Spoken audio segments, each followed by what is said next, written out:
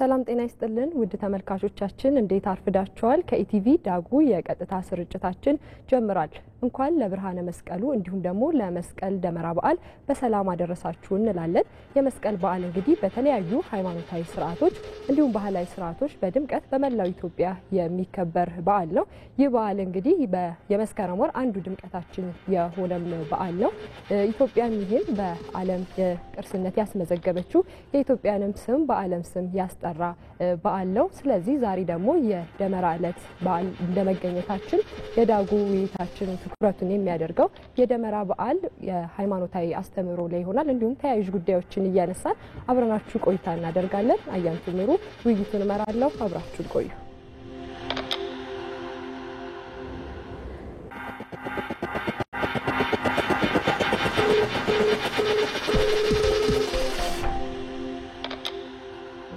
ተመልካቾቻችን ቀደም ብዬ እንዳነሳሁት ዛሬ የደመራ በዓል ላይ እንደመገኘታችን ትኩረታችንን በውይይታችን የምናደርገው የመስቀል ደመራ በዓል ሃይማኖታዊ አስተምህሮና ተያያዥ ጉዳዮች ላይ ይሆናል። ስለ በዓሉ ሃይማኖታዊ አስተምህሮ እንዲሁም አንዳንድ ነገሮችን ጥያቄዎችን ሊመልሱልን እዚህ ስቱዲዮ የተገኙ እንግዳ አሉን። እንግዳችን ብፁዕ አቡነ ኢጲፋንዮስ በኢትዮጵያ ኦርቶዶክስ ተዋሕዶ ቤተክርስቲያን በማዕከላዊ ኢትዮጵያ የምስራቅ ጉራጌና ማረቆ ልዩ ወረዳ ሀገረ ስብከት ሊቀ ጳጳስ ናቸው። እንግዳችን ጥሪያችን አክብራችሁ እዚህ ድረስ ስለተገኙልን እጅግ አድርገን እናመሰግናለን። ውድ ተመልካቾቻችን እንግዲህ የመስቀል በዓል በህብረት በየአካባቢውም የሚከበር በዓል ነው። በእናንተ አካባቢ በምን አይነት መልኩ ይከበራል? ምን አይነት ቅድመ ዝግጅቶችስ እየተደረጉ ነው የሚለውን በስልክ መስመራችን እየደወላችሁ ልታደርሱን ትችላላችሁ። አብራችሁ እንድትቆዩ በድጋሚ ጋብዛለሁ። አባታችን እንኳን አደረሱት። በቅድሚያ እንኳን አብሮ አደረሰን። መልካም እናመሰግናለን። በዛሬው ዕለት እንግዲህ የደመራ በዓል ይከበራል። እንዲሁም ደግሞ በነገው ዕለት ደግሞ የመስቀልን በዓል እናከብራለንና መስቀል እንግዲህ ብዙ መገለጫዎች እንዳሉት ይነገራል። በኢትዮጵያ ኦርቶዶክስ ተዋሕዶ ቤተክርስቲያን የነገረ መስቀሉ ሚስጥር ምንድነው ከሚለው እንጀምር። በስመ አብ ወወልድ ወመንፈስ ቅዱስ አሐዱ አምላክ አሜን። ሰማይና ምድርን ዘርግቶ በግዘፉ ምድር ላይ የሚኖረውን የገዘፈ አካል ያለውን ፍጥረት የፈጠረ በላይ ደግሞ ያለ ምሰሶ ባጸናው ሰማይ ላይ ረቂቃን የሆኑትን በረቀቀው ዓለም ላይ እንዲኖሩ ያመቻቸ ያዘጋጀ ጊዜን፣ ሰዓትን፣ ቦታንና ሁኔታን የፈጠረና በሁኔታ በጊዜ በቦታ የማይወሰን ሁሉን ግን በጊዜና በቦታ በሁኔታ ወስኖ የሚያኖር አምላካችን እግዚአብሔር ትናንትና የነበርንበትን የ2017 ዓመተ ምህረትን ዘመን አሳልፎ ሁላችንም በእድሜና በጤና ጠብቆ ዓለምን በመግቦቱ በቸርነቱ ሳይለይ የዓለምን በደልና ኃጢአት በትዕግስቱ ጀርባ እየተሸከመ ሁላችንም በምህረት በይቅርታ ጸጋው እያጀበ ለ2018 ዓመተ ምህረት አዲሱ ዘመን አሸጋግሮናል። በአዲሱ ዘመን ውስጥ ደግሞ በመጀመሪያው አዲሱ ዘመን እንዲባረክበት እንዲቀደስበት የተዘራው ዘር ሁሉ ለፍሬ እንዲበቃ አጠቃላይ በደመና ተጋርዶ የነበረው በብርሃን እንዲሞላ እርቃኗን የነበረችዋ ምድርም ደግሞ በአረንጓዴ በልምላሜ በአበባ እንድታሸበርቅ አድርጎ የመስቀሉን ደመራና የመስቀሉን በዓል አብረን በዚሁ በመጀመሪያው ዓመት መግቢያ ላይ እንድናከብርና ምድራችን፣ አየራችን፣ ሕዝባችን፣ እጽዋቱም፣ እንስሳቱም ሁሉም ነገር በመስቀሉና በደመራው ጭስ እንዲባረክ ፈቅዶና ወዶ ለዚህ ዕለት ያደረሰን አምላካችን እግዚአብሔር ስሙ ለዘላለም የተመሰገነ ይሁን። ከዚህ ጋራ በማያያዝ አጠቃላይ በኢትዮጵያ ኦርቶዶክስ ተዋሕዶ እምነት ጥላ ስር ላሉት ለኢትዮጵያ ኦርቶዶክስ ተዋሕዶ እምነት ተከታዮች ሙሉና እንዲሁም የኢትዮጵያ ሕዝብን ይህን ቀጥታ ስርጭት ለሚከታተሉት በዓለም አቀፍ ላሉት ኢትዮጵያውያንና ማህበረሰብ ሁሉ እንኳን ለ2018 እና ለጌታችን ለመድኃኒታችን ለኢየሱስ ክርስቶስ በዓለ ደመራና በዓለ ክብረ መስቀል አደረሳችሁ እላለሁ። እንግዲህ ወደ ጥያቄው ስመለስ በኢትዮጵያ ኦርቶዶክስ ተዋሕዶ ቤተክርስቲያን የነገረ መስቀል ምስጢር አስተምሮ ክብር ምንድን ነው የሚል ነው። በቤተ ክርስቲያናችን በእምነታችን በሃይማኖታችን ትልቁ አስተምሮና ትልቁን ስፍራ በነገረ ድህነት ውስጥ ሁሉን ነገር አካቶ የያዘው ነገረ መስቀል ነው። ነገረ መስቀል የሰው ልጅ ጥያቄዎች ሁሉ የተመለሱበት ነው። ሰማይና ምድር የታረቀበት ነው። የተለያዩ ነገሮች አንድ የሆኑበት ህብረት የፈጠሩበት እንደመሆኑ ነገረ መስቀል አስቀድሞ በዓለም መላእክት የተጀመረ መላእክት የሰበኩት የገለጹት ነው። ዓለም መላእክት የተጀመረው በምንድን ነው ሲባል አንደኛ የሥላሴ ዙፋን የእግዚአብሔር ዙፋን የኪሩቤል ጀርባ በመስቀል የተሳለ ነው። ለምንድን ነው እንግዲህ እግዚአብሔር ዓላማ ስላለው ነው፣ እቅድ ስላለው ነው። ፍጥረትና ፈጣሪ በሐሳብም በዓላማም በጣም የተራቀቀ ስለሆነ ፍጡር እግዚአብሔር በገለጠለት ባሳየው መጠን ነው መረዳት የሚችለው። እሱ ግን ትናንትናን፣ ዛሬን፣ ነገን መነሻውና መጨረሻውን በማዕከል ላይ ያለውን ሁሉ እንደ አምላክነቱ የሚያውቅ ስለሆነ ከሰው መፈጠር በፊት ምድር ሰማይና ምድር ከተዘረጋ በኋላ መላእክት ተፈጥረው ከዛ በኋላ በኪሩቤል ላይ ዙፋኑን አዘጋጅቶ ሲመለክ ሲመሰገን የአምላክነቱን የፈቃድ ክብር ሲገልጽ በመስቀል ምስል ነውና በዓለ መላእክት ተጀመረ የሚለው በመላእክት ተሰበከ ተገለጠ የሚለው ከዛ ይወሰዳል። በሁለተኛ ደግሞ ወዳው መላእክት ተፈጥረው እግዚአብሔር ከፊታቸው ዞር ሲል ዲያብሎስ ሊቀ መላእክት ሆኖ ስለነበረ በዚህ ምክንያት አምላክ ነኝ ወደሚለው መንፈስ ስለመጣ እነ ቅዱስ ገብርኤል እነ ቅዱስ ሚካኤል ሌሎችም አይ አምላካችን የፈጠረን አለ አንተ እንደኛ ፍጡር ነህ ብለው ከሱ ጋር ሲታገሉ እሱን ለማሸነፍ በመስቀል ምልክት ነበረ በመላእክት እጅ ተይዞ ማለት ነውና በዛ ዲያብሎስን ያሸነፉበት ነው በመላእክት። ከዛ ቀጥሎ በጥንተ ፍጥረት እንመለከታለን። ምሳሌ ትንቢት አለ፣ ከዛ ምስጢር አለ በመስቀል ሂደት ውስጥ ማለት ነውና ከዛም አልፎ ደግሞ በሕገ ልቡናም ሆነ በሕገ ኦሪት ውስጥ የነበሩት በምሳሌም በትንቢትም በራእይም መስቀልን እያዩ እየገለጹ የመጡበት ከእግዚአብሔር ጋር ባላቸው ትስስርም የመስቀልን የወደፊት የማዳን ተግባር እያሳዩ የመጡበት ነገር አለ። እስከ ሐዲስ ኪዳን እስከ ክርስቶስ መምጣትና መስቀል ላይ ቀራንዮ ላይ ውሎ ለዓለም ቤዛ መስዋዕት ሆኖ እስከሚቀርብበት የነበረው ጉዞ በጥንተ ተፈጥሮ ሁለተኛው ነው። በጥንተ ተፈጥሮ ሁለተኛ ማለት አንደኛ ጥንተ ተፈጥሮ ላይ ስንመለከት የእጽዋትም ሆነ የሰው አፈጣጠር ሁሉ መስቀለኛ ነው። እያንዳንዱ ነገር ስንመለከት ከመስቀል ጋር የተያያዘ ተፈጥሯዊ ምንነት፣ አካልነት፣ ቅርጽነት፣ አሳሳል ያለው ስለሆነ ማለት ነውና መጨረሻ አዳምም ሲስት በገነትም ውስጥ የሚፈሱት አራቱ ወንዞች ወደ አራቱም አቅጣጫ የሚፈሱና አራቱንም የዓለም ማዕዘን የሚመግቡ ናቸው። ይህም መስቀለኛ ተፈጥሯዊ የመስቀል ቅርጽን ምስልን ይዞ እናገኛለን። አዳምም ዕፀ በለስን በልቶ ትእዛዝ አፍርሶ ሲፈረድበት ያን ካደረገ በኋላ የሰው እግር እያሰማ ወደ አዳም ሲመጣ አዳም ተደብቆ ነበረ። መጨረሻ ላይ እርግማን ነበር ያረፈው። አዳም በሔዋን አመካኘ፣ ሔዋን ደግሞ በእባብ ነው ያመካኘችው። ከዛም ደግሞ ሔዋን በእባብ አመካኘች። ከዛ ምድር ሁሉ ተረገመ። መጨረሻ ላይ ግን የተሰጣቸው የትንቢት ቃል ደግሞ አለ። በክርስቶስ አንደበት በእግዚአብሔር አንደበት የተነገራቸው ለአዳም የተነገረ አለ።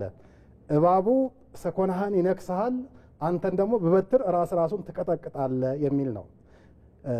መጀመሪያ የነበረው አዳም ጥፋት ፈጸመ። ይህ የትንቢት ቃል ተነገረው። ዳግም አዳም የሆነው ደግሞ ያኛው እባብን ያሳተተው ሰይጣን አድሮበት ያሳተተው እባብ በበትሩ እየደበደበ እባቡ እየደደፈው ነው። ይህ የሚያሳየው የስጋ መነደፍን ብቻ አይደለም። የእባብ መርዝ ስናይ ይሄ እባቡ የምናየውን ስጋ ለበስ ምድር ላይ በልቡ የሚሳበውን እባብ ብቻ አይደለም። በእባብ አንጻር የተገለጸ አለ፣ በዕፀ በለስ አንጻር የተገለጸ አለ። አሁን እጹ ከሌሎች እጽዋት የሚለዩት የእግዚአብሔር ቃል ስላረፈበት ነው፣ የትእዛዝ ቃል ስላረፈበት ነው እንጂ እጹ ገዳይ ሆኖ አይደለም። በእጹ አድሮ ትሞታለህ ይህን ከበላ ብሎ ሲናገረው ያን በመብላቱ ያ የእግዚአብሔር ቃል ትእዛዝ መመሪያ ስላረፈበት መመሪያውን ጥፎ ስላደረገ ያ ገዳይ ሆነ ማለት ነው። የገደለው ደግሞ በጊዜው ከእግዚአብሔር መለየትን ነው፣ በነፍስ ከእግዚአብሔር መለየት መሞት ስለሆነ። ከዛ ቀጣይ ደግሞ የስጋ ሞትንም በልጁ በኩል ቀድሞ አየ። ከዛ የሰው ልጅ ሁሉ ሞትን ተላበሰ ማለት ነው። ከዛ ሌላው ሰኮና ልቡን ሰኮና ህሊናውን አይምሮውን የሚነድፍ በእባብ በኩል የተገለጸ ዲያብሎስ ነው፣ ክፉ መንፈስ ነው፣ አጋንንት ናቸው ማለት ነውና ሰውን የሰው አይምሮ ውስጥ የሰው ህሊና ውስጥ የሰው ልብ ላይ አድረው ስህተት ነገሮችን የሚያስፈጽሙ ኃጢአት የሚያሰሩ ከእግዚአብሔር የሚለዩ መጥፎ ድርጊቶችን እንዲፈጽሙ የሚያደርገው ክፉ መንፈስ ሰይጣን የሰው ጠላት ማለት ነውና እሱ ሰኮና ልቡናውን ሰኮና እደ ልቡናውን በክፉ መንፈሱ እያደረበት እያሳሰበው በዓለማዊ ነገር በስጋነት በራስ ወዳድነት በስግብግብነት በጥላቻ በክፉ ነገር ይመርዘዋል። ከዛ መጥፎ ነገር እንዲያደርግ ያልገዋል ማለት ነው። ያንን ደግሞ እንደገና ዳግም አዳም ክርስቶስ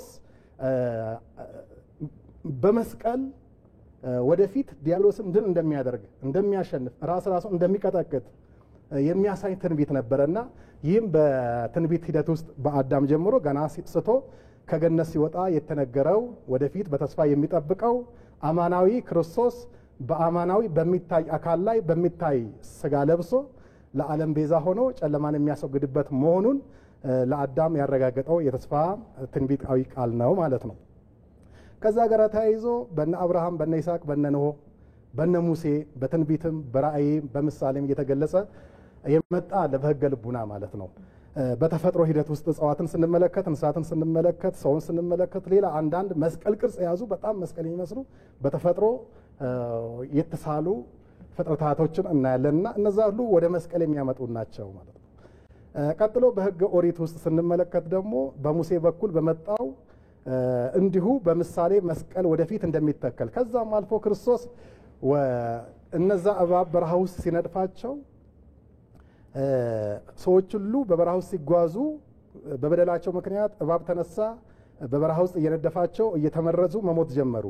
ከዛ በእባቡ ቅርጽ የናስ እባብ ሰርተ ከፍታ ቦታ ላይ ስቀላለሁ፣ ምስሉም ማለት ነው። ያ የእባቡ ምስል በናስ አድርገ ስቀለው አለው በብረት።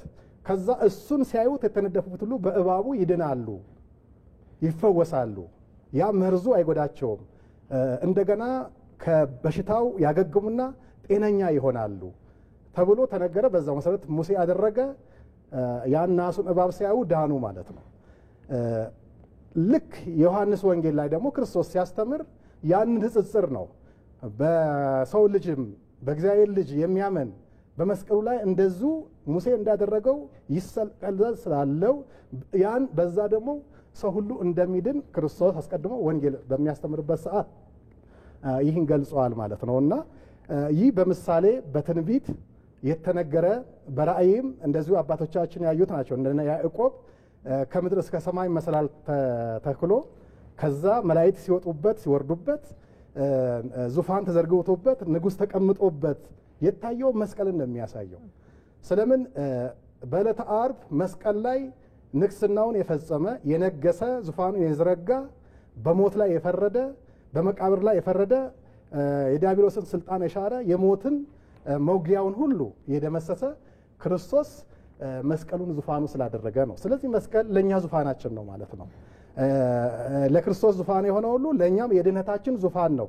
ክርስቶስ ዙፋን አድርጎት ለኛ ሰላምን ሰጥቶናል፣ ፍቅርን ሰጥቶናል፣ ራሱን መስዋዕት አድርጎልናል፣ ቤዛ ሆኖልናል፣ ጨለማውን ገፎልናል፣ እርግማናችን አስወግዶልናል። መቃብራችን ባዶ አድርጓል። በተስፋ ትንሣኤ እንድንኖር አድርጎናል። ብዙ ተያያዥ የሰው ልጅ ጥያቄ ሁሉ የተመለሰበት ትልቁ መስቀል ነው ማለት ነው። መስቀል ሁለመናችን ስለሆነ ማለት ነውና ከዚህ ወደ ሐዲስ ኪዳን ስንመጣ ሰዓት እንዳንወስድ እየጠቀለል እንድንሄድ ነገረ መስቀልን ስንመለከት በሐዲስ ኪዳን በዕለተ ዓርብ የተፈጸመው ነገረ መስቀል ሚስጢሩ ብዙ ነው። አንደኛ መስቀል ብለን ስንመለከት ቀጥታ የክርስቶስን መከራ ነው የምናየው።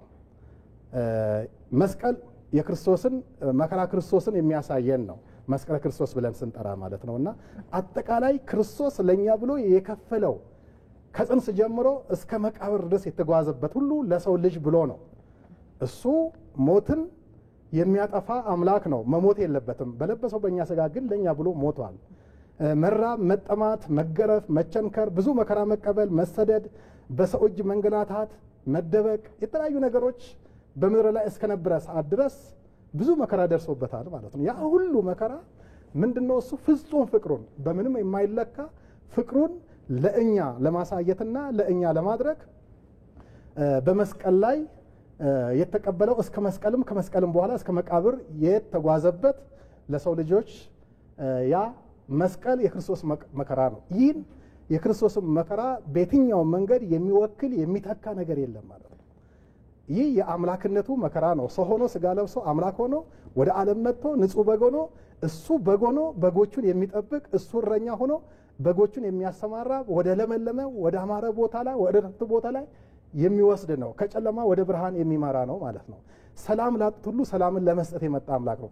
ፍቅር ላጡት ሁሉ ፍቅርን ለመስጠት የመጣ ነው። የኃጢአትን ግድግዳ ለማፍረስ የመጣ ስለሆነ ማለት ነው። ስለዚህ በዚህ ምክንያት አምላካችን ጌታችን ኢየሱስ ክርስቶስ ሁሉ ሰው ሁሉ አጥቶት የነበረውን የአዳም ዘር ሁሉ በእርግማን አስወስዶ ሞትን ተከናንቦ ወደ መቃብር ሲጓዝ የነበረውን ከመቃብር በላይ ለማቆም ከሞት በላይ ለማቆም ሞትን ለማሸነፍ የሞትን መውጊያ ሁሉ ለመሻር የኃጢአትን መርዝ ሁሉ ለመንቀል በሰው ላይ ያለውን በስጋም በነፍስም ያለውን ደዌ ስጋ ደዌ ነፍስ ሁሉ አስወግዶ ከዛ በኋላ ከምድር ወደ ሰማይ ለማሸጋገር ከምድር ከፍ ብሎ ከሰማይ ዝቅ ብሎ ዙፋኑን መስቀል አድርጎ እዛ ላይ እጁን የዘረጋው የተቸነከረው እግሩንም የዘረጋው በዛ ሁሉ ጎኑን የተወጋው ደሙን ያፈሰሰው ንጹሕ ውሃውን ከጎኑ ያፈሰሰው ለሰው ልጆች ብሎ ነው ማለት ነው። መራራ ሞትን የጠጣውና የታሰረው የተገረፈው ያ ሁሉ አጠቃላይ ሁልጊዜ የሚገለጸውን የክርስቶስን መከራ ስናስብ ያ ሁሉ ለሰው ልጆች ካሳ፣ ድህነት፣ ቤዛነት የተከፈለ ነው። ሰው ከምንም በላይ ማሰብ ያለበት ክርስቶስ ከሰማይ ፈጣሪ ነው። የፍጡርን ስጋ ለብሶ የፈጠረውን ፍጥረት ለማዳን የመጣበትን መንገድ ረጅሙን ርቀት በጣም ማስተዋል አለበት። በምድራዊ በጊዜያዊ በኃላፊ ነገር መታለል፣ መሸነፍ፣ ስጋዊ ነገር ሊገዛው አያስፈልግም። እሱ ስጋዊ ሳይሆን መንፈሳዊ ነው። ምድራዊ ድንኳኑ ሲፈርስ ሰማያዊ በእግዚአብሔር እጅ የተሰራ ሰማያዊ ድንኳን ስላለ ሰማያዊ ሀገር ስላለ በምድር ላይ ተታክሎ በምድር ላይ ረጅም ዘመናትን የሚኖር የስጋ ሕይወት የለውም። በስጋ በነፍስም ከብሮ ከእግዚአብሔር ጋር ለመኖር ንጉሱ አምላኩ ኢየሱስ ክርስቶስን መስሎ እሱን እያመሰገነ ከመላእክት ጋር እየዘመረ የሚኖርበትን ጸጋና ክብር ሞገስ የተጎናጸፈው መስቀል ላይ ስለሆነ የክርስቶስ መስቀል ከሁሉም መከራዎች በላይ ከሁሉም ከሚጠሩት ነገሮች በላይ ትልቁን ዘውድና ጉሩላት እንቁ ነውና ያንን ሁላችንም በሕይወታችን በልቡናችን በአእምሯችን በህሊናችን በሰውነታችን መቅረጽና መሳል የሚታይ ነገር ሳይሆን በማይታይ መንገድን ሕይወታችን ዕለተ ስቅለትን መስቀል ላይ የዋለውን ንጉሳችን ክርስቶስን ማየትና ፍቅሩን መመገብ ነው። የተራቡ ነፍሳት የተጠገቡበት የተጠሙ ነፍሳት የረኩበት መስዋዕት ነው እሱ። ንጹህ የሕይወት ውሃና ንጹህ ደዋይ ስላሉ ያው ስለ መስቀል ሚስጥራት መቼም ሲወራ ሰዓትም አይበቃም ማለት ሰፊ ጊዜውን ይወስዳልና ደዋይ ስላሉን ደዋያችንን እናስገባና ደግሞ እንቀጥላለን ሌሎች ጥያቄዎችን። ሄሎ ጤና ይስጥልን። ጤና ይስጥልን። ማን እንበል? ከየት ነው የደወሉልን? እንኳን እንግዲህ ለመስቀል በዓል አደረሰን። እናንተም እንግዳችንን በጥሩ ሁኔታ ዳራኑም እያስተማሩን ነው። 10 አለቃ አብነት ወትኩ ያው ከዚህ ከአዲስ አበባ ገባው ወቅቱን የዋጀ ርዕስ ይዛችሁ ስለመጣችሁ እጅግ አመሰግናለሁ። እንግዲህ ኢትዮጵያ የታደለች ሀገር ናት። መስቀሉ እንግዲህ እንደተባለው ታሪካዊ አባቶች እንደሚናገሩት ጥምቀትንም መስቀልንም ገናንም ከኢየሱስ ክርስቶስ ጋር ስናከብረው ምክንያታዊው ትልቁ ነገር ላይ እንግዲህ ይሄን ጸጋ አሁን ዛሬ ራሱ በጣም ብራው ደስ ይላል። ነገ መስቀሉ ዛሬ ዳመራው ቢሆን ደግሞ ኢትዮጵያ ደግሞ ልዩ ታሪክ አላት። ግማደ መስቀሉ የሚገኝበት ከጥንት ጀምሮ ደግሞ በንግስት እሌኒም በንጉስ ዳዊትም በተለያየ ከኋላ ታሪኩ ሲናገር ኢትዮጵያ ውስጥ እንዴት ሲከበር እንደነበር ለስንት ጊዜ እንደሚከበር ትልቁን ደግሞ ይህን ሃይማኖታዊ ትውፊቱን እያንዳንዱ ለትውልድ ምክንያቱም በየዓመቱ በሚዲያው ላይ እየመጡ ሲያስተውሉ ሚዲያው ኃላፊነቱን እየወጣ ያለው ምንድነው? ለምንድን ነው የምናከብረው? ስንት መቶ ዓመት ተቀብሮ ነበር? እንዴት ወጣ? መቼ ተጀመረ? መቼ ያለቀ? የሚለውን ነገር ብዙ ማያት ከታች ትውልዱ ላይ ክፍተት ስላለ ይሄን የማስተማር የማጥረት እንግዲህ በዓለም አቀፍም ያስመዘገብነው ነው። የኢትዮጵያ ብቻ አይደለም፣ የዓለም አቀፍ ቅርስ ነው። ይሄን ቅርስ ደግሞ ሃይማኖታዊ ዳራውን ባለቀቀ በመከባበር ኢትዮጵያ ደግሞ ትልቁ ጸጋ ሁሉም እምነቶች ተከባብሩበት የሚኖሩበት ስለሆነ ይህን ደግሞ ኢየሱስ ክርስቶስ ለእኛ የተሰቀለበትን በመቆረጥ ስጋዊ ሳይሆን ፍላጎትን መንፈሳዊ ነገር እያዳበርን እንዴት እንደሚሄድ ሁላችንም ኃላፊነትን ተወጥተን ለትውልድ እያሻገርን የምንሄድበት ጸጋ ያድርግልን። አመሰግናለሁ። እናመሰግናለን 10 አለቃ አብነት። መልካም እንግዲህ ብፁዕነቶ ቀደም ሲል የመስቀሉን ሚስጥር አነሳን። አሁን ደግሞ ወደ ደመራ እንዲሁም ደግሞ የመስቀል በዓል ታሪክን እናንሳና የደመራ ሚስጥር የበዓሉ መነሻ ታሪክ እንዲሁም ደግሞ አስተምሮ ምንድነው የሚለውን ይግለጹልን። ጥሩ መልካም ነው። እንግዲህ ያኛውን ሰብሰብ አድርጌ ልጠቅልለውና ወደ ሁለተኛው ጥያቄ እንሄዳለን። የክርስቶስን መከራ የምናስብበት ነው ከምንም በላይ። ሁለተኛ ደግሞ የምእመናን መከራ ማለት የቅዱሳን የሰማዕታትን የንጹሃንን በእምነታቸው ጸንተው በተጋድሎ መስቀሉን እያዩ ክርስቶስን መከራ ፍቅር እያሰቡ መከራ የተቀበሉትን ደግሞ በሁለተኛ መንገድ እናያለን ማለት ነው። በሶስተኛ የቤተ ክርስቲያኒቷን መከራ በየዘመኑ የሚደርስባትን የቤተ ክርስቲያኒቷን መከራ እናያለን። ያም መከራ መስቀል ነው።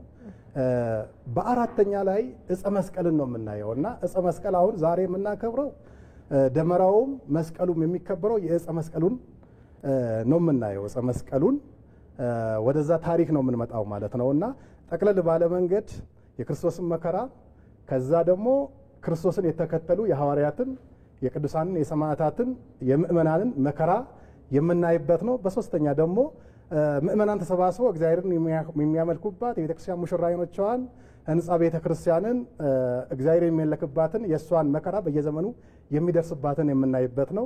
መጨረሻ ላይ በአራተኛው ላይ የምናየው እፀ መስቀሉን ነው ክርስቶስ የተሰቀለበትንና በዚህ ጠቅለል አድርገን እንወስደዋለን። ወደ ሁለተኛው ጥያቄ ስመጣ ደመራው የደመራው ምስጢር ምንድነው ታሪኩና አስተምህሮ የሚል ጥያቄ ነው። ደመራ ዋና የተጀመረበት እውነትን ለማግኘት ነው።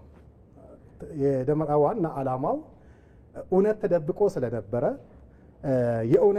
እውነት የተፈጸመበት ሰላም፣ እርቅ፣ የዓለም ደህንነት፣ ነጻነት የታወጀበት የእግዚአብሔር ዙፋን ተቀብሮ ስለነበረ ተደብቆ ስለነበረ ያንን የተደበቀውን የተሰወረውን እውነት ለማግኘት እግዚአብሔር በዘመናት ውስጥ ክፉ ሰዎችም ይኖራሉ፣ መልካም ሰዎችም ይኖራሉ። ክፉ እንደሚነሳ ሁሉ መልካም ሰውን ደግሞ በዘመናት ውስጥ እግዚአብሔር እያስነሳ የተደበቀው ነገር እንዲወጣ ያደርጋልና የዚህ የደመራው ዓላማ የተደበቀውን ለማውጣት ነው። ሁለት ነገሮች ናቸው። አንደኛ በመጀመሪያ ላይ ዋና ጽንሰ ሐሳቡና ዓላማው ተሰውሮ የነበረውን በደመራው ምክንያት በደመራው በኩል እግዚአብሔር በሚሰጠው ምልክት የተደበቀውን እውነትና ሐቅ ነገር ለዓለም ብርሃን ሆኖ እንዲወጣ ከተደበቀበት ማድረግ ነው። በሁለተኛ ደግሞ ከወጣ በኋላ ደግሞ እውነታው ነገር ወጥቷል ብሎ የደስታ መግለጫ በሚሆን ዓለም እየተቀባበለ ያንን በየጊዜው የመስቀሉን ታሪክ የመስቀሉን ውለታ በመስቀሉ ላይ ያለውን የዙፋኑን የንግስናውን ሁኔታ እየገለጸ በደስታውን የሚገልጽበት በባህል፣ በትውፊት፣ በታሪክ፣ በማህበራዊ ትስስር እንደ ሀገራችን በጣም በጎላ ታከብረዋለች። ዓለም አቀፋዊም ደግሞ ያከብረዋል መስቀልን ማለት ነውና ይህ የሆነበት እንግዲህ አይሁዳውያን መስቀሉ ክርስቶስ ልክ ከሞተ ከተቀበረ በኋላ ይነሳል የሚል እየተናገረ ስለነበረ እነሳለሁ የሚል እንዳይነሳ ብለው ጠባቂ ሌሊት እንዳይነሳ ብለው ጠባቂ ሁሉ ወታደር ሁሉ መድበዋል በሰዓት ከፋፍለው። ከዛም አልፎ ደግሞ ድንጋዩን መቃብሩ ላይ የተከደነው አትመውታል። በምንም አይነት ማንም ሊነካው እንዳይችል አድርገው ማለት ነውና እነሱ ግን በሰው አሰራር፣ በሰው አይምሮ፣ በሰው አመለካከት ሁሉ ነገር የሚሆን የሚመስላቸው ከነሱ አይምሮ በላይ እግዚአብሔር ሁሉ ነገር ማድረግ የሚችል ኃያልና መለኮታዊ ስልጣን ያለው ስለሆነ መቃብሩን ድል አድርጎ ተነስቷል። ከዛ መቃብሩን አልተነሳም በሚል ደግሞ ማስተባበልና ህዝቡን ማወቅ ማሳሳት ጀመሩ። በዛ ምክንያት አልተነሳም በሚል ቤተ አይሁድ እዛው ላይ ተቸንክሎ ቀረ ማለት ነው። የክርስቶስን አዳኝነት፣ የክርስቶስን ትንሣኤ፣ የክርስቶስን መወለድ ሳያምኑ እስካሁን ድረስ ወደፊት ገና ይሆናል በማለት በመጠባበቅ ይገኛሉ ማለት ነው። ስለምን እዛ ጋር የስህተት ትምህርት ስላስተማሩ ስላስተባበሉ። ልክ መስቀሉ እሱ ካረገ በኋላ ሐዋርያት በዓለም እየዞሩ በየሀገረ ስብከታቸው ወንጌል በሚያስተምሩበት ሰዓት ቀጥሎ ቤተ አይሁድና ሽማግሌዎቻቸው፣ ሊቃውንቶቻቸው፣ የሀገር መሪዎቻቸው መስቀሉ አሁንም እውር የሚያበራ ሆነ፣ ሙት የሚያስነሳ ሆነ፣ ለምጻም የሚያነጻ ሆነ፣ አንካሳውን የሚያቀና ሆነ፣ የተለያየ በሰው ልጅ ላይ ያለውን ደዌ የሚፈውስ ተአምራት የሚያደርግ ሆነ። ሲያደርግ መጀመሪያ እሱ ህዝቡ ተከተለው። አሁን ደግሞ እሱ የተሰቀለበት የህዝቡ ዙፋን የሆነው መስቀሉ በሽተኞችን እያዳነ ወደ ኋላ ወደ ክርስቶስ መሞትና አዳኝነት እያመጣ ነው ህዝቡና። ስለዚህ የመስቀል መቀበር አለበት፣ መሰወር አለበት፣ ከሰው አይን መራቅ አለበት። ይሄ የሚያደርገውን ተአምራት ሁሉ እንዳያደርግ ማድረግ አለብን ማለት መሬት ቆፍረው ከዛ በኋላ አዋጅ አወጁ። ከዛ መስቀሉን መሬት ከቆፈሩ በኋላ በዛ በቀራኔው አካባቢ ከዛ የአካባቢው ማህበረሰብ አጠቃላይ ከቤት ጥራጊውን ጉድፉን እየሰበሰበ እዛ ላይ እንዲጥል ተደረገ ማለት ነው። እንዲህ የተደረገ ያው ተራራ የሚያክል ሆነ። ወደ 300 ዘመናት ያህል ቆየ እንደ ቤተ ክርስቲያናችን ታሪክ እና ከዛ በኋላ እግዚአብሔር በዘመናት ውስጥ የራሱ ሰው አለው ስራ የሚሰራበት የተደበቀውን ነገር እውነትን ነገር የሚገልጽበት አድሮበት ስራውን የሚሰራበትና ለዓለም ጨለማውን ገፎ ብርሃን የሚያወጣበት ከሰው መካከል ሰውን ይለይና ይመርጥና ይጠቀምበታል፣ ይገለገልበታል። እውነታውን ነገር እንዲያወጡ ያደርጋልና ንግስት እሌኒ ከመጀመሪያ ከተርሚኖስ ከባሏ በተንኮል በሰው ተንኮል ተፋታ፣ ወደ ባሕር ተጣለች። ባሕሩ እያንሳፈፈ ደግሞ የሮም ቁንስጣ የሚባል መሪ ነበረ። ከዛ እሱ መልከ መልካም ውብ ነበረች። በሃይማኖትም በአካላዊም በመንፈሳዊም በሃይማኖትም በስነ ምግባርም እግዚአብሔር ሁሉን ነገር አሟልቶ የሰጣት የእግዚአብሔር ዓይን የሆነች የእግዚአብሔር እጅ የሆነች የእግዚአብሔር እግር የሆነች አይምሮዋ፣ ህሊናዋ፣ ልቧ ሁሉ ስለ እግዚአብሔር ብቻ ስለ ሰማያዊ ነገር ብቻ ስለ መስቀሉና ስለ ክርስቶስ ማዳን ብቻ የምታስብ ጠንካራ ሴት ስለነበረች አገባች። ከዛ ቆስጠንጢኖስን ወለደች። ልጅ ከወለድኩ የአባቱን ስልጣን ከያዘ ልጄ የተደበቀውን መስቀል እንዲያወጣ እሳላለሁ ብላ ተሳለች፣ ጸለሽ፣ ለመነች። ልጇንም ዘመነ ሰማዕታት ነበሩ። በዘመኑ የነበሩት የሮም መሪዎች ደግሞ ክፉዎች ነበሩና ክርስትናን ለማጥፋት ሰውና አንበሳን የሚያታግሉ የነበሩ ብዙ መከራ ስቃይ የሚያጸኑ ብዙዎች ሰማዕታት ያለቁበት ዘመን ነበረና አብያተ ክርስቲያን የተዘጉበት ጊዜ ነበረ። ብዙ ካህናት የታረዱበት፣ ምእመናን የታረዱበት፣ የምእመናን ደም እንደ ጎርፍ የፈሰሰበት ነበር። በዛ ውስጥ ቅድስት እሌኒ እግዚአብሔር አስነሳት፣ ቆስጠንጢኖስን ወለደች። ልጇን በትምህርት እያሳደገች በመስቀሉ ፍቅር እያሳደገች እሷን እያስመሰለች እየቀረጸች ነው ያሳደገችው።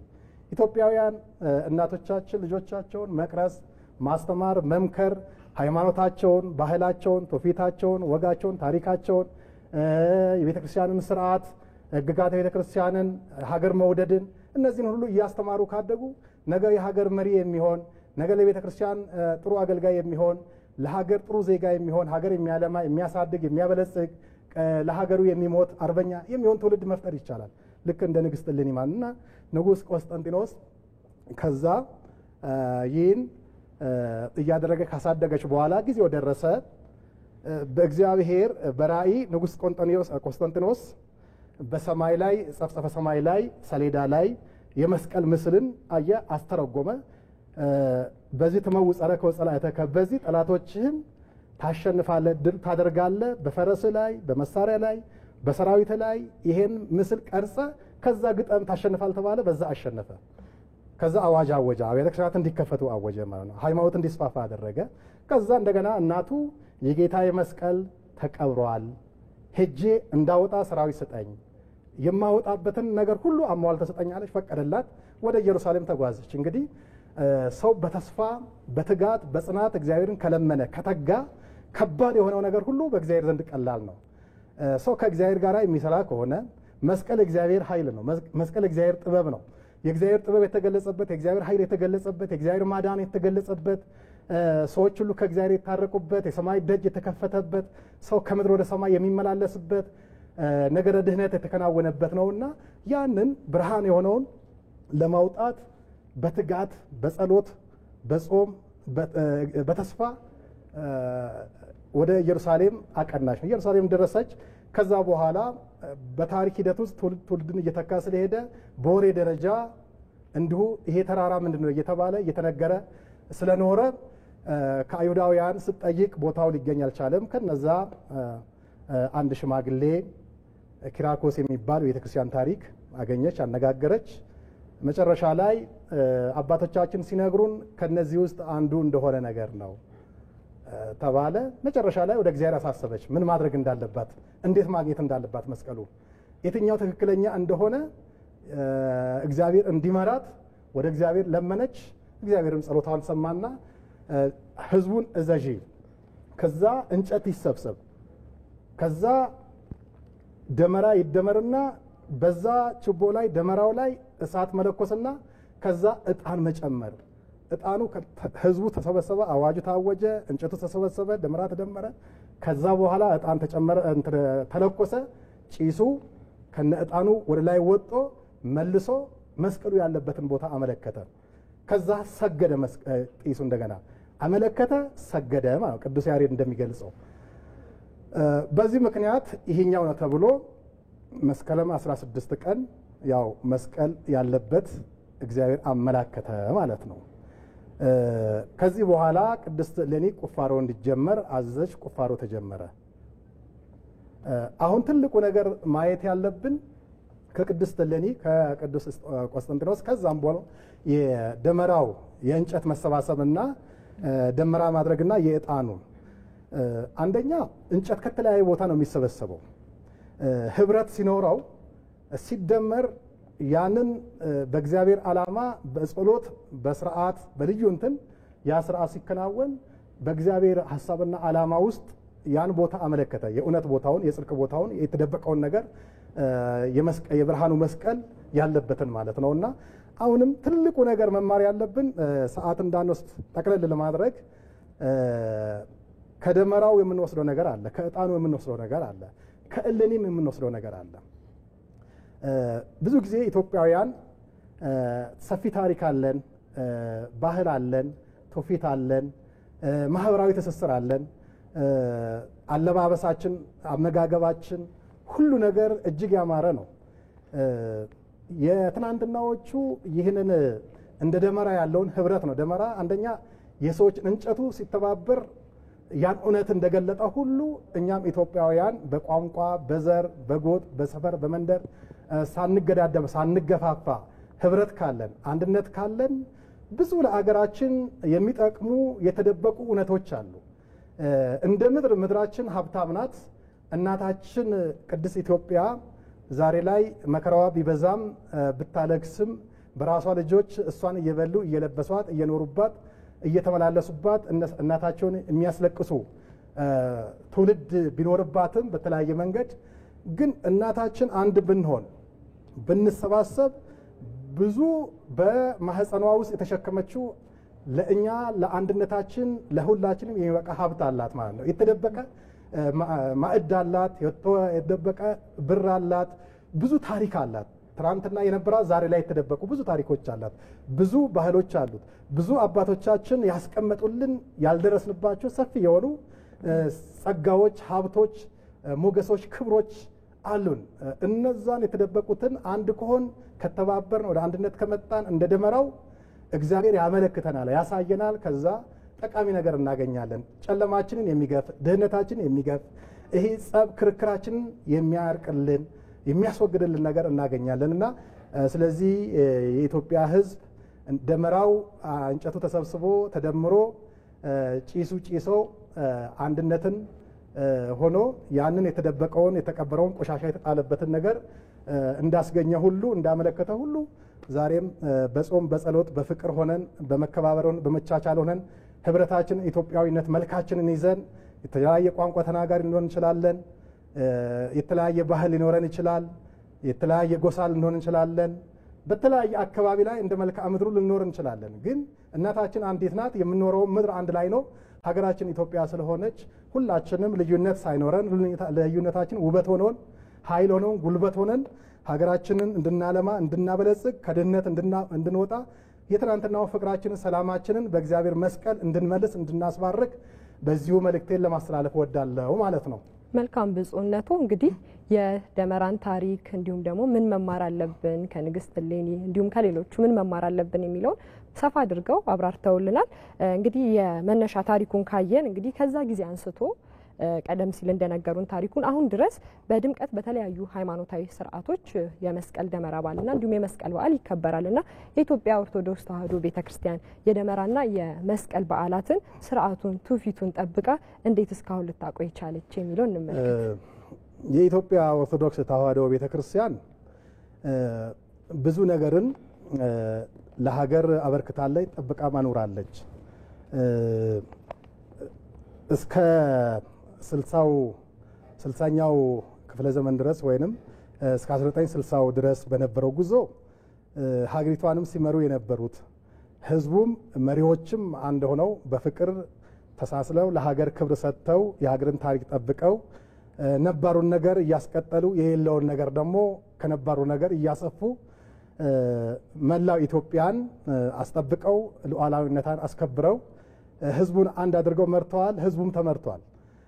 ባህሉን እንደጠበቀ ትውፊቱን እንደጠበቀ ማህበራዊ ትስስሩን እንደጠበቀ በደም በስጋ በጋብቻ ተሳስሮ አንድ ህዝብ ሆነዋል። በደም ተሳስሯል። አንድ ህዝብ ነው ማለት ነው።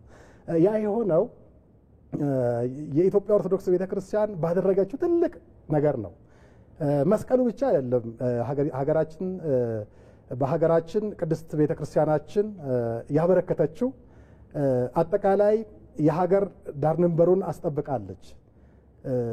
ከዛም አልፎ በሀገሪቷ ላይ አጠቃላይ የሚታየው ታሪክ ሁሉ አብዛኛውን እንደው 90% ሊወስድ የሚችለው የኢትዮጵያ ኦርቶዶክስ ቤተክርስቲያን ታሪክ ነው።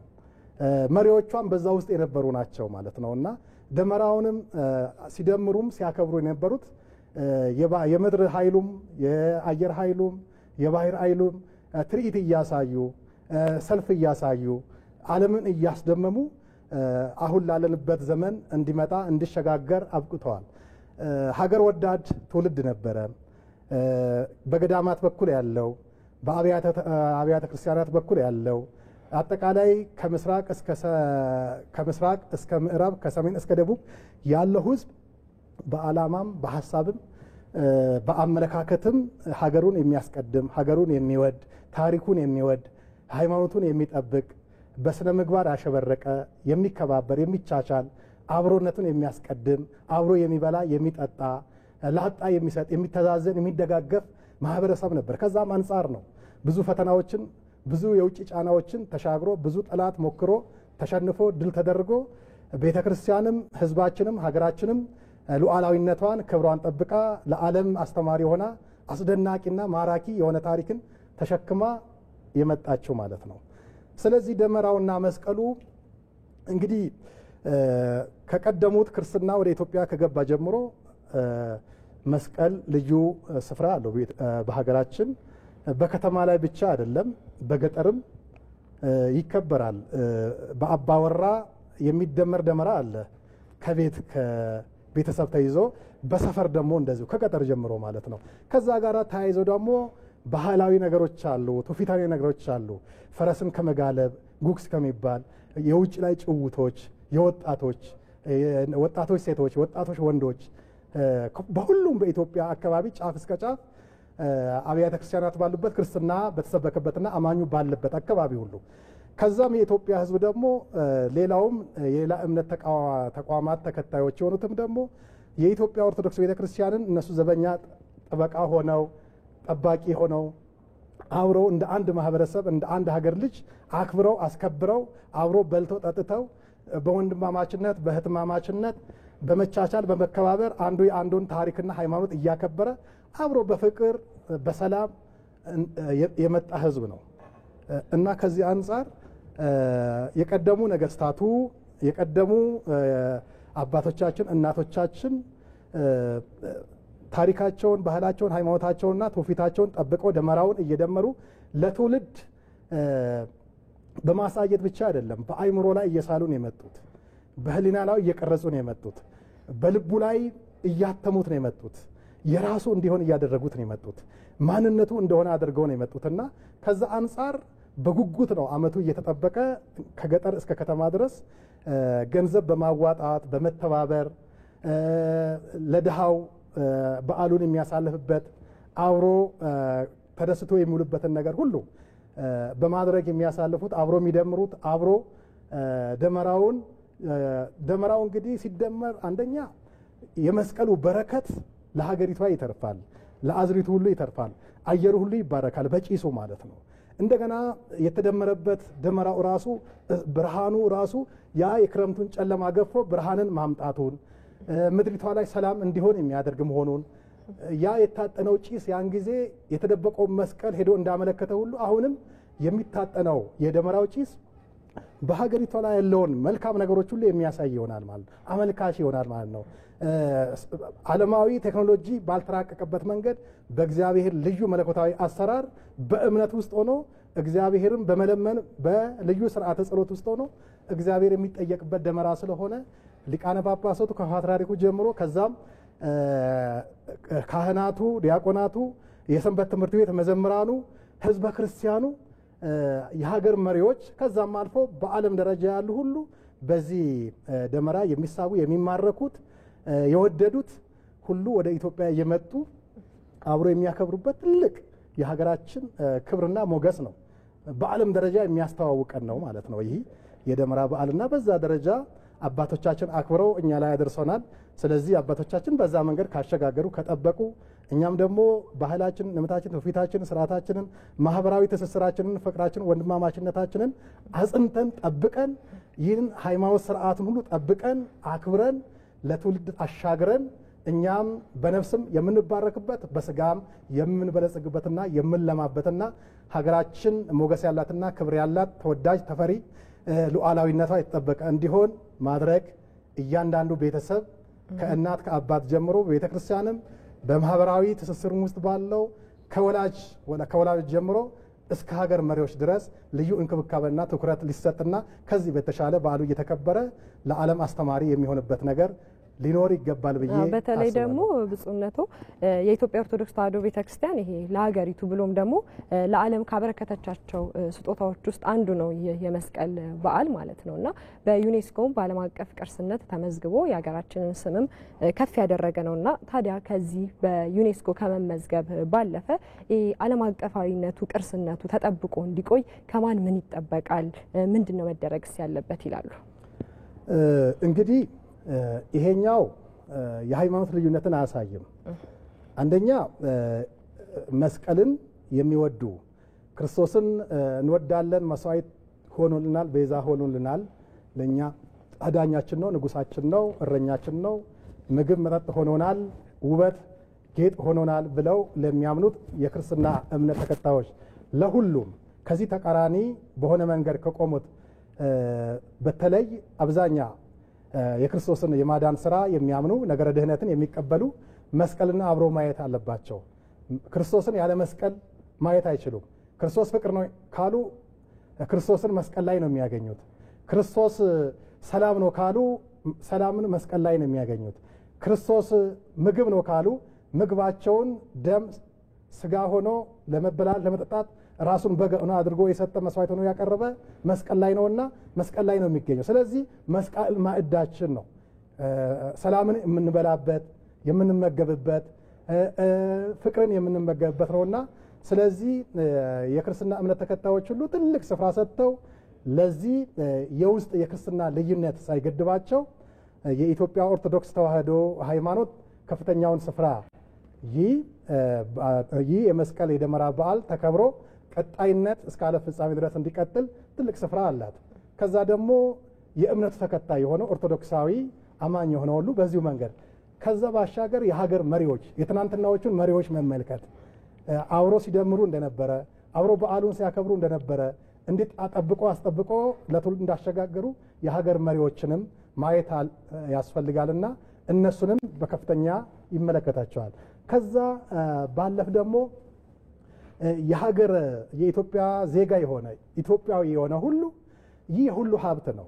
አንደኛ ለሀገር ኢኮኖሚ ትልቅ ጥቅም ያለው ስለሆነ ለሀገር ሉዓላዊነት ለሀገር ክብርና ሞገስ ነው። ይሄ የአንድ እምነት ተቋም ሀብት ብቻ አይደለም፣ አጠቃላይ የመላ ኢትዮጵያውያን ሀብት ነውና ኢትዮጵያውያን ይህንን የደመራውንም ሆነ የመስቀሉን በዓለም ቅርስ የተመዘገበ በዓለም ሀገራችን ክብር ያገኝበት አንዱ የሀገራችን ሀብትና የሀገራችን ቅርስ ስለሆነ የማይዳሰስ ሃይማኖታዊ ቅርስ ስለሆነ ይህንን ሁላችንም በአግባቡ ልንጠብቅ ይገባል ብዬ አስባለሁ። ተተኪ ትውልድም ወጣቱም በዓለማዊ በሚያታልሉ ነገሮችና አይምሮም በሚያፈርሱ ነገሮች ይህንን ትናንትና አባቶቻችን የተጠቀሙበትን እኛም አሁን ያለነው ትውልድ ለነገ በዛው መንገድ ጠብቀን እኛም አክብረን አስከብረን ለትውልድ ማሸጋገርና ይህንን በተለየ መንገድ ትልቅ ስፍራ ሰጥተን በልዩ አከባበር እያከበርን መጓዝ እንዳለብን ይሰማኛል። መልእክቴም ይህ ነው።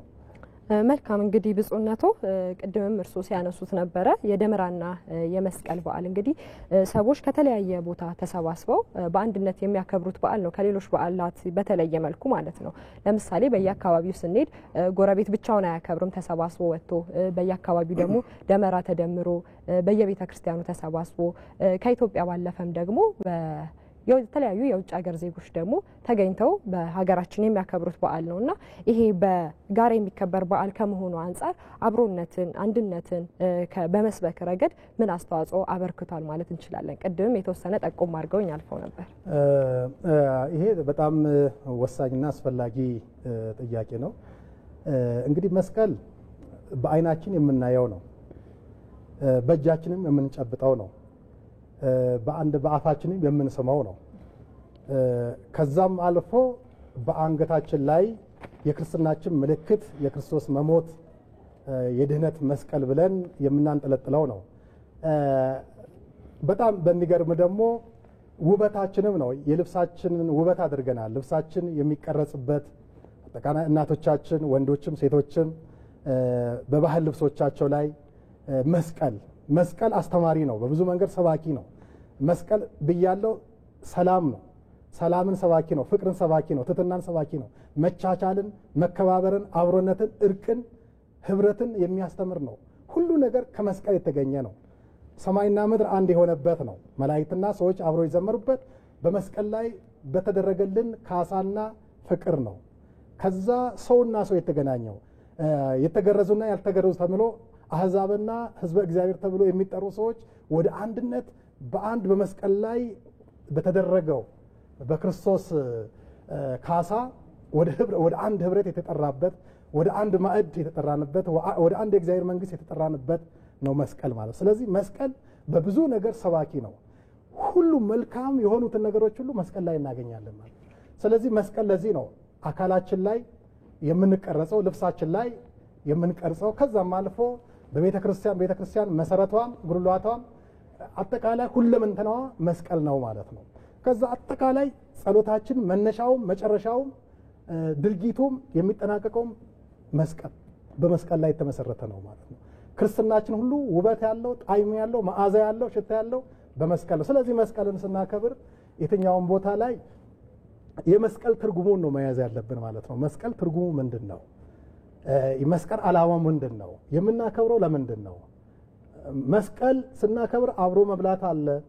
አለባበሳችን ሁሉ መስቀል ስለሆነ አነጋገራችንም፣ እይታችንም፣ አረማመዳችንም፣ አዋዋላችንና ጉዟችን ሁሉ መስቀል ላይ የተመሰረተና ከመስቀል ላይ ያሉ መልካም ነገሮች በሰው ልጆች ላይ እንዲፈጸሙ መስቀል የሚያስተምረን የሚሰብከን ይህ ነው። ስለዚህ እስካሁን ድረስ ቅድም እንደገለጽኩት ትስስራችን፣ ህብረታችን ከዳር እስከ ዳር ደቡብ ላይ የሚከበረው የመስቀል አከባበር ባህል አለ። ሃይማኖታዊ ባህል ነው፣ ትውፊታዊ ባህል ነው።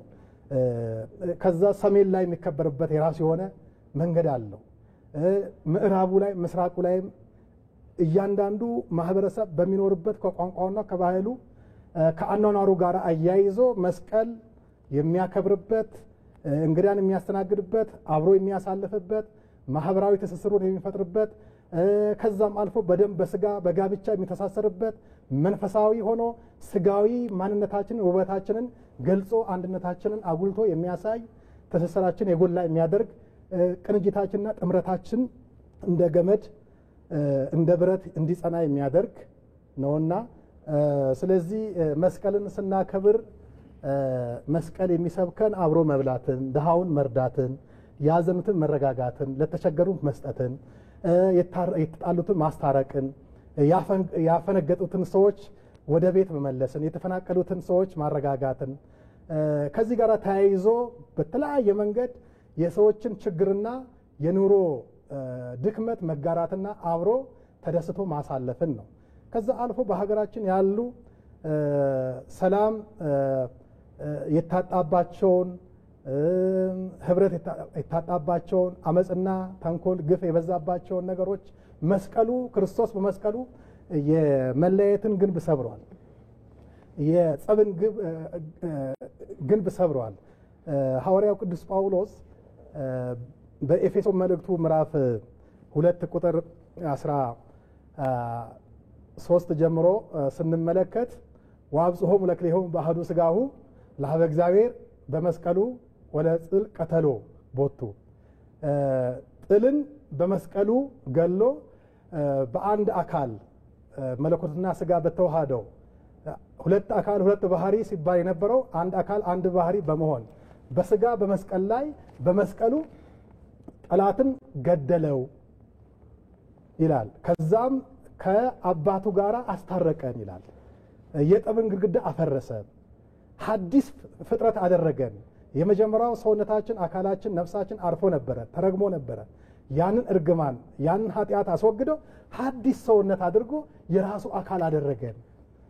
ስለዚህ በመስቀሉ ጠላትን ገደለ፣ የኃጢአት ግንድን አፈረሰ ይላል። እንዲሁም ደግሞ በቆላስይስ መልእክቱ ላይ የዕዳ ደብዳቤያችንን ደመሰሰው፣ ጠላታችን ብለን ዲያብሎስን በመስቀሉ ጠርቆ ከመንገድ አስወገደው ይለናል። በመስቀሉ መንገዳችን ላይ እንቅፋት የነበረውን ሰላም የሚነሳንን የሚያጣላ የሚያጋድል ደም የሚያፋስስ የሚያለያየውን ክፉውን መንፈስ በመስቀሉ ጠርቆ ከመንገዳችን አስወገደው። መንገዳችን ክፍት አደረገን። የሰላም መንገድ፣ የፍቅር መንገድ፣ የህብረት መንገድ፣ የአንድነት፣ የመስማማት፣ የመዋደድ፣ የመከባበር፣ የአብሮነትን መንገድ ከምድር እስከ ሰማይ ከፈተልን። በምድር ላይ በሰላም የምንመላለስበትን የአንድነትን መንገድ ከፈተልን ማለት ነው። ለዛ እንቅፋት የነበረውን ሁሉ አስወገደ ማለት። ስለዚህ ጎጠኝነቱ፣ መንደርተኝነቱ፣ ወንዝነቱ፣ በቋንቋ በዘር በብሔር በተለያየ መንገድ መከፋፈሉን ሁሉ እግዚአብሔር ነጭ፣ ጥቁር፣ ረጅም፣ አጭር፣ ቀይ ሳይል ለሁሉም እኩል ሰው ለሆነ ሁሉ እኩል የሆነ አኗኗርን መንገድን ከፈተ ማለት። ስለዚህ አሁን በሀገራችን በተለያየ መንገድ የሚታየው ነገር ሁሉ በመስቀሉ መወገድ አለበት። መስቀልን ስናከብር አንገታችን ላይ መስቀል፣ ልብሳችን ላይ መስቀል፣ ደጃችን ላይ መስቀል፣ ቤታችን ውስጥ መስቀል፣ ቤተ ክርስቲያን መስቀል ስናይ መስቀል የእርቅ ምልክት ነው፣ የሰላም ምልክት ነው፣ የአንድነት ምልክት ነው፣ የመስማማት ምልክት ነው፣ የነጻነት ምልክት ነው። ጸብን ምን አመጣው? መጋደልን ምን አመጣው? ደም መፋሰስን ምን አመጣው? መለየትም ምን አመጣው? መሰዳደብ፣ መነቃቀፍ፣ ውሸትም ምን አመጣው ማለት ነውና ውሸትን ከህይወታችን ማስወገድ ነው። የውሸት አባት ዲያብሎስ ስለሆነ ውሸትን የምናወራ በሚዲያ ሁሉ ሰውን የምናጋድል ሁሉ ከዚህ መቆጠብ። መስቀል የሰላም ስለሆነ የሰውን ደም የሚያፈስ ዲያብሎስ ስለሆነ ስለዚህ እግዚአብሔርን የሚከተል በክርስትና ውስጥ የሚኖር ፈጣሪውን የሚፈራ ትውልድ መኖር አለበት። መስቀል ይህንን ነው የሚያስተምረውና ስለዚህ አብሮነትን፣ መከባበርን፣ መቻቻልን፣ አብሮ መብላትን፣ አብሮ መልበስን፣ መረዳዳት፣ መደጋገፍን በሐዘንም በመከራም ጊዜ አብሮ ማሳለፍ፣ ደስታን በደስታ መካፈል፣ ሐዘንን በሐዘን መካፈል አብዛኛ መስቀል ላይ የተመሰረተልን ስለሆነ ልዩነት ደግሞ መስቀል የተወገደ ስለሆነ መከፋፈልን የኃጢአት ግርግዳም በደልም መጥፎ ነገርም ተወግደዋልና የተወገደውን የሰይጣንን ተግባር መፈጸም የሰይጣን ዲቃላ ልጅ ያስብላልና ስለዚህ የእግዚአብሔር ልጅ ለመባል በመስቀሉ መንገድ ልንመራ ያስፈልጋል፣ በመስቀል ልንባረክ ያስፈልጋል እላለሁ።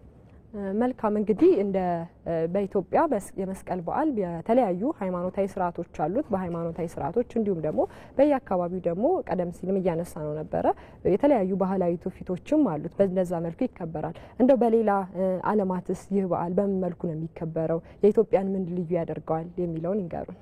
በሌላው ዓለም ምንድነው እሱ በውጭ ዓለም ላይም በተወሰነ ጊዜ የተወሰነ ዓመታት ነበርኩና ኦርቶዶክሳውያን ምስራቅ ኦርቶዶክሳውያን ኦሪየንታል ኦርቶዶክሳውያን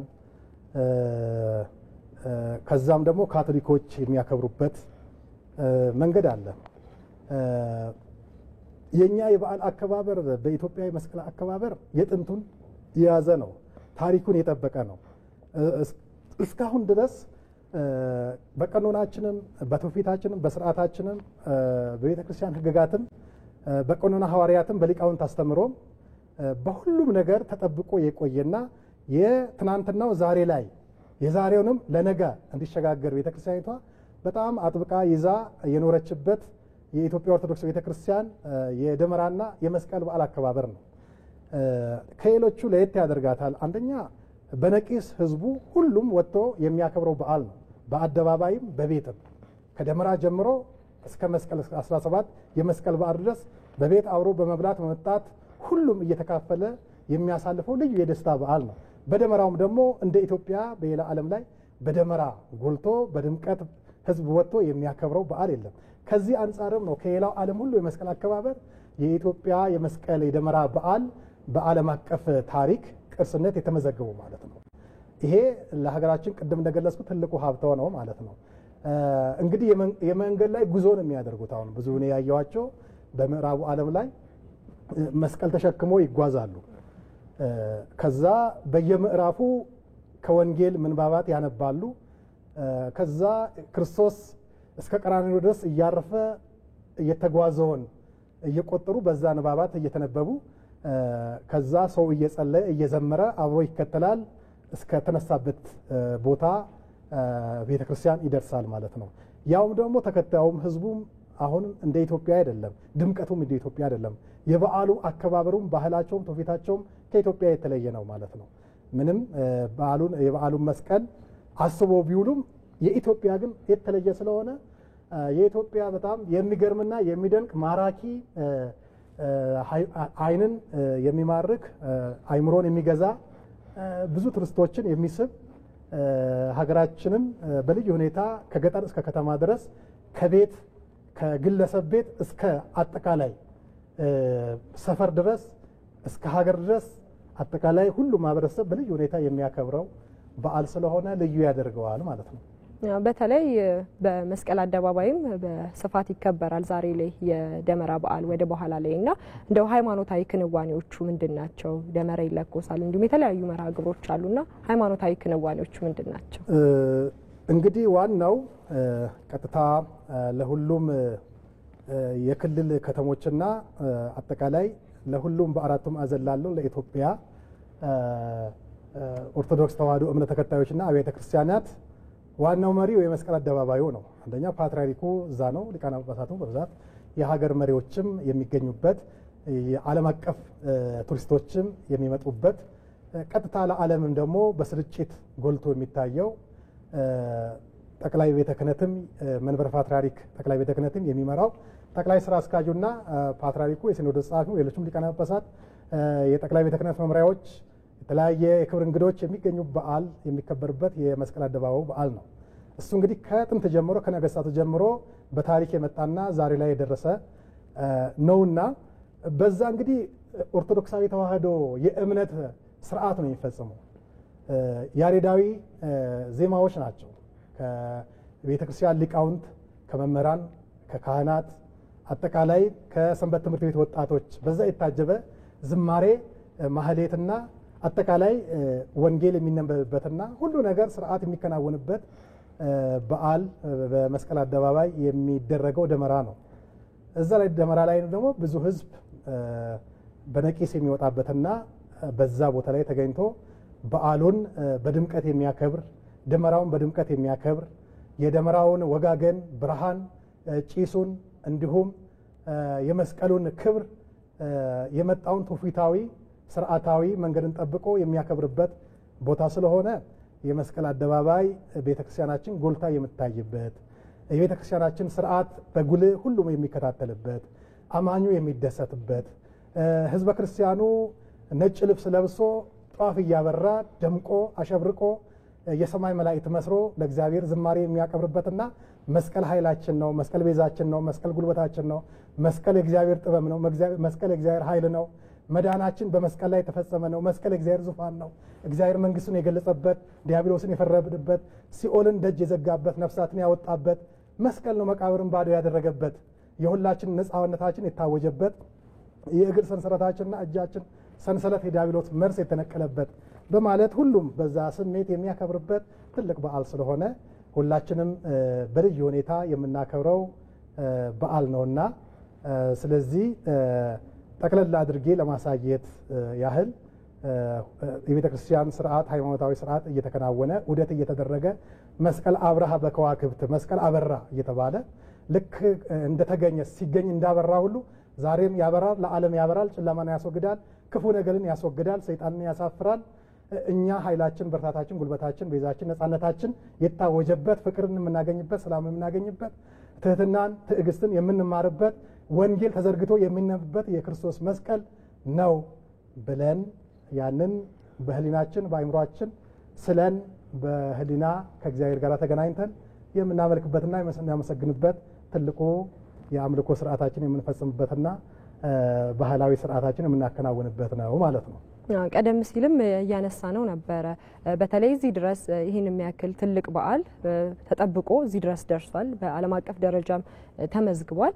ከዚህ በኋላ መከበሩ ይሄ በዓል ይቀጥላልና እስካሁን ተጠብቆ የነበረው ሃይማኖታዊ ባህላዊ እሴቱ ወደፊትም እንግዲህ እንዲቀጥል ምን መደረግ አለበት የሚለው እናንሳ።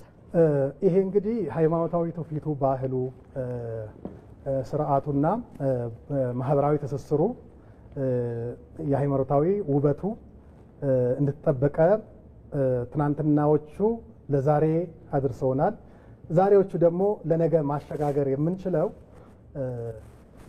ምንድነው? አሁን የራስን ነገር የሚያናንቁ የሚያንቋሽሹ ኋላ ቀር አድርጎ የሚያዩ ሰዎች አሉ። ቅድም ገልጬ ያለው መስቀልን መጥላት ክርስቶስን መጥላት ነው። ምንም እንትን የለው። ለምሳሌ አይሁዳውያን ክርስቶስን በስጋ ነው ያዩት። መለኮቱ በስጋው ነው በተዋህዶ። ስለዚህ በነሱ ስጋ በነሱ መልክ ስላዩት እንደኛው ሰው ነው በሚል ነበር ሲጋፉትም ሲነቅፉትም ሲያሳድዱትም መከራ ሲያጸኑበት የነበረው። ግን መለኮት የተዋሃደው ለዓለም ቤዛ ለመሆን የመጣ ክርስቶስ ስጋ ብቻ አልነበረም፣ መለኮት የተዋሃደው ነው። ሰው ብቻ አይደለም፣ አምላክ ነው። ስለዚህ ፍጹም አምላክ ፍጹም ሰው ብለን የምንጠራው በግዘፈ ስጋ የሚታየው በአካል የሚዳሰሰው በስጋ ስለሆነ ይገፉት ነበር፣ ይንቁት ነበር። ውበት የለውም መልክ የለውም እያለ እንደተነገረ በኢሳይያስም ልክ ውበት የለውም መልክ የለውም ምንም አይጠቅምም እያሉ ነበረ። መስቀሉንም እንደዚህ የሚሉ አሉ። ልክ ክርስቶስን ማየት ነው። መስቀሉ ስንመለከት መስቀሉ ከጀርባው ምንድን ያለው መስቀሉ ላይ ያለው ምንድነው ስንል እንጨቱን አይደለም የምናየው። መስቀሉ በሰው መሰራቱን አይደለም። መስቀሉን ስናይ ልክ የክርስቶስን በስጋ ስናይ መለኮት የተዋሃደው መሆኑን አይታይም፣ ተዋህዶታል። መለኮታዊ ኃይል አምላካዊ ስራ ይሰራ ነበረ።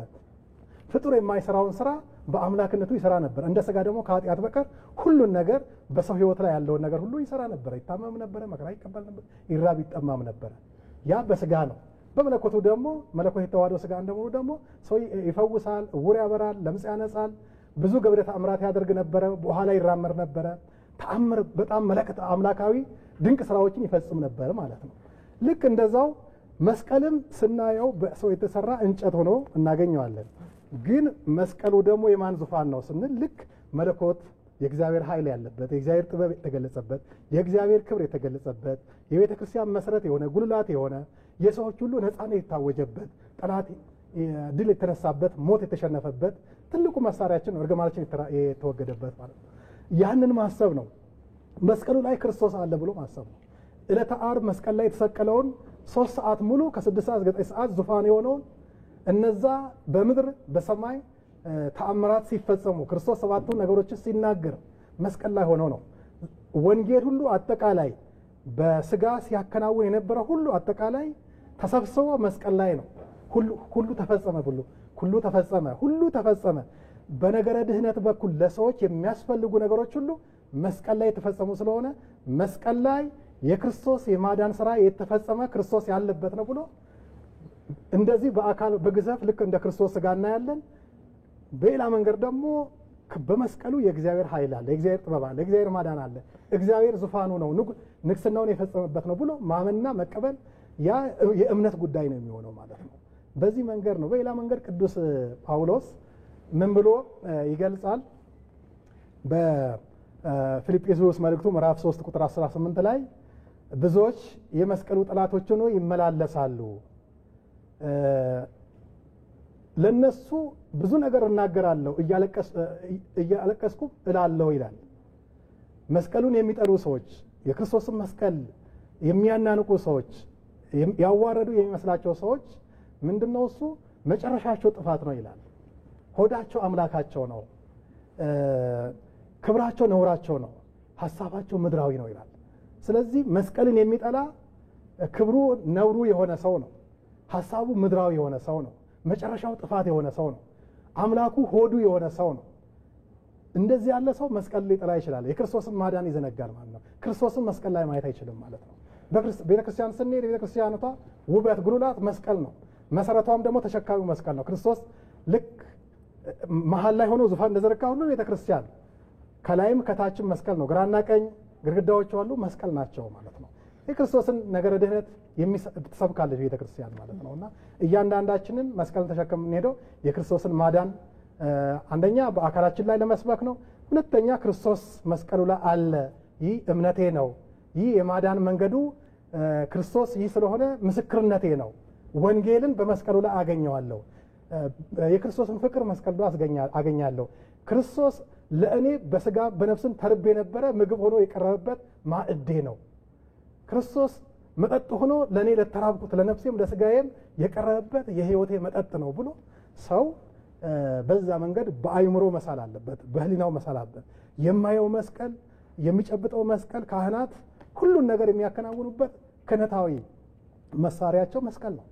ክህነት ያለው ሰው ሁሉ መስቀል የሚባርክበት፣ ሁሉ ነገር የሚቀድስበት፣ አጋንንትን የሚያስለቅቅበት፣ የረከሰውን ነገር የሚቀድስበት ነው። ወይ ቅዱሳትን የሚባርክበት፣ ቅዳሴውን ስርዓተ አምልኮን የሚመራበት፣ ጸሎትን የሚመራበት፣ እነዚህ ሁሉ አጠቃላይ በመስቀል የሚከናወኑ ናቸው። አጠቃላይ በኢትዮጵያ ኦርቶዶክስ ተዋህዶ ሃይማኖት ውስጥ መስቀል ምንድነው? ልብ ነው፣ ነፍስ ነው ለሃይማኖቱ ማለት ነው። ስለምን በመስቀል ሁሉ ነገር የሚከናወን ስለሆነ፣ ስለዚህ ክርስቶስ ሁሉ ነገር ያከናወነው በመስቀል ስለሆነ እና ያንን እያሰብን የምናደርግ ነው ማለት ነውና ስለዚህ ከዚህ አንጻር መቼም ሆዳቸው አምላካቸው፣ ነውራቸው ክብራቸው፣ ሐሳባቸው ምድራቸው፣ መጨረሻቸው ጥፋት የሆኑ ሰዎች እንደ አይሁዳውያን መስቀል ሊጠሉ ይችላሉ፣ ሊደብቁ ይችላሉ። አሁን ከዚህ አንጻር ነው ብዙ ቦታዎች ላይ የመስቀል የማክበሪያ ቦታዎች፣ አደባባዮች፣ የጥምቀት በዓል ማክበሪያ ቦታዎች ብዙ ንትርክ፣ ጭቅጭቅ የሚያስነሱ እነሱ የሀገር ሀብት፣ የኢትዮጵያዊነት አንድነት፣ የማህበራዊ ትስስር ዋና መሰረት መሆኑን የዘነጉ ሰዎች ናቸውና እንግዲህ ነውራቸው ክብራቸው እንዳይሆዳቸው አምላካቸው እንዳይሆን ጥፋታቸው መጨረሻቸው ጥፋት እንዳይሆን ሐሳባቸው ምድራዊ ሆኖ የሰማይ የእግዚአብሔር መንግስት እንዳያጡ እንዳይዘጋባቸው ሙሽራ ሆኖ የተመሸረ ንጉሳችን ኢየሱስ ክርስቶስን መስቀል ላይ እናገኛለን። የመስቀል ቦታዎችን ማክበር፣ ባህላችንን መጠበቅ፣ ሃይማኖታዊ ስርዓታችን ትውፊታችንን መጠበቅ፣ መስቀል ለቤተ ክርስቲያናችን ትልቅ ዋጋ ክርስቶስ የከፈለበት ቤዛ የሆነበት ሁለመንተናችን፣ ውበታችን፣ ጌጣችን፣ ንብረታችን፣ ገንዘባችን፣ ሀብታችን ስለሆነ ቅዱስ ጳውሎስ ወኢኮነ በነገረ ጥበብ ከመ ኢንሳር መስቀሉ ለክርስቶስ እስመ ነገር መስቀሉ ሰበድ ውእቱ ወሀበ ጉላን ወሀበ የሰለል አመነ ኃይለ እግዚአብሔር ውእቱ የመስቀሉ ነገር ከንቱ እንዳናደርግ መስቀሉን በነገር ጥበብ አይደለም መስቀል የሚገለጸው በቃላት አይደለም፣ በእምነት ነው፣ በመንፈስ ነው፣ በስሜት ነው፣ በሐሳብ ነው። ሰው በሚያዩት ግዙፍ ነገር አይደለም። ክርስቶስም በአካሉ በስጋው ተንቋል፣ መከራ ደርሶበታል። ግን በአምላክነቱ ደግሞ ነገረ ድህነትን ፈጽሟል። መስቀልም ደግሞ ሲታይ ቁስ ነገር መሆኑን አይደለም፣ ምድራዊ ነገር በሰው የሚሰራ ቅርጽ የሚሰጠው ስለሆነ አይደለም። ግን ከመስቀሉ ጀርባ ማን አለ፣ ማንን እናገኛለን በማለት ማንኛውም ሰው ማክበር ያስፈልጋል። በእግዚአብሔር እንዳይቀጣ የእግዚአብሔር ኃይል ስለሆነ የኛም ኃይላችን ቤዛችን ስለሆነ ክብራችን ሞገሳችንም ስለሆነ ነፃነታችንም ስለሆነ ሁለመንተናችንም ስለሆነ ለነፍሳችን መሰላል ስለሆነ ወደ እግዚአብሔር መዳረሻ የገነት መግቢያ ቁልፋችን ስለሆነ ደማማተው መስቀሉ ላይ ስላለ ማለት ነውና ስለዚህ በዚህ መንገድ ብናየውና ተተኪው ትውልድ በዚህ መንገድ የመጣውን ነገር ታሪኩን ጠብቆ ትውፊቱን ጠብቆ ባህሉን ጠብቆ ሃይማኖታዊ ስርዓቱንና ቀኖናውን ጠብቆ በአግባቡ እንደ ቤተ ክርስቲያን ስርዓት በመፍራት በማክበር ልማዳዊ በሆነ መንገድ ሳይሆን ዝም ብሎ ጊዜያዊ ስሜት ላይ የተመሰረተ ሳይሆን ከልብ በፍቅር በተመሰረተና በመነጨ መንገድ መስቀሉን መውደድ ማክበር በመስቀሉ መባረክ በመስቀሉ መደሰት ድህነቱ በመስቀሉ እንደፈጸመለት ያን አምኖ ተቀብሎ እግዚአብሔርን ማግኛ ማድረግ መስቀሉ ክርስቶስ እኛን የታረቀበት ነው ያስታረቀበትም ነው መታረቂያም ያደረገበት ነው ክርስቶስ ራሱን መስዋዕት አድርጎ ያቀረበበትን ነው ራሱን መስዋዕቱን ደግሞ ራሱ የተቀበለበት ነው መሰዋያም የሆነበትና መስዋዕትም የሆነበት መስቀሉ ላይ ስለሆነ ማለት ነውና በዚህ መንገድ ሀገራችን ላይ ያለው ትናንትና አባቶቻችን እናቶቻችን ማህበራዊ ትስስራቸውን አጽንተው ሃይማኖታቸውን ጠብቀው በሁሉም በየአካባቢው እንደየ ማህበረሰቡ ባህልና ስርዓት መስቀልን ያከብሩ መጥተዋል ዛሬም በዛው መንገድ በተሻለ መቀጠል እንዳለበት አምናለሁ ይህም መደረግ አለበት ብዬ ነው ለሁሉ መልእክትን ማስተላለፈው መልካም ብፁዕነቶ እናጠቃልና በመጨረሻም አባታዊ ምክር እንዲሁም የእንኳን አደረሳችሁ መልእክት እንዲያስተላልፉ እድሉን እንስጠት እንግዲህ የመጨረሻ መልእክቴ ለሁሉም ለኢትዮጵያ ኦርቶዶክስ ተዋሕዶ እምነት ተከታይና እንዲሁም ኢትዮጵያውያን ለሆኑት ሁሉ በሀገርም ከሀገር ውጭም ላሉት አጠቃላይ ትውልደ ኢትዮጵያውያን መስቀል ደመራ ስንደምር አንደኛ እውነት ነገሮችን ለማግኘት መሆን አለበት እንደ ሃይማኖት እንዳንጸርቅ እንዳንድን ክብር እንዳናገኝ የሚጋሩድም ብዙ ነገሮች አሉ አሁን ዘመናዊ ነገሮች ዓለማዊ ነገሮች ስልጣኔዎች ውሸት ነገሮች እየበዙ ብዙ ነገሮች የሰውን አይምሮ የሚጋርዱ ቆሻሻዎች መስቀሉ ላይ እየተደፉ ነው ታሪኩ ላይ እየተደፉ ነው ባህላችን ላይ እየተከለሱ ስለሆነ ንጹህ ባህላችንን ትውፊታችንን ሃይማኖታችንን የነገረ መስቀሉን የማዳን ስራና ኃይልን በዛ በኩል እንደምናገኝ ከእግዚአብሔር ጋር በዛ እንደምንገናኝ በዛ ብርታትና ጉልበት እንደምናገኝ